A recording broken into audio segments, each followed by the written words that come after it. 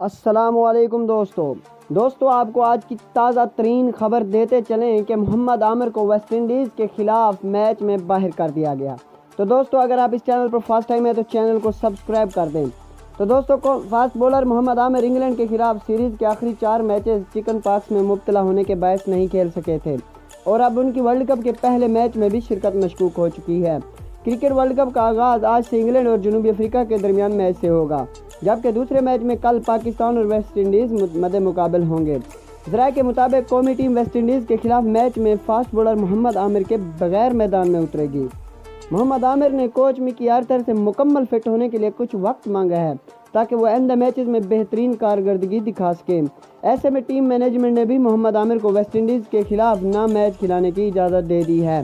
تاہم کل 31 مئی کو ٹرینٹ برج ناٹنگم میں ویسٹ انڈیز کے خلاف کھیلے جانے والے میچ میں محمد عامر شامل نہیں ہوں گے۔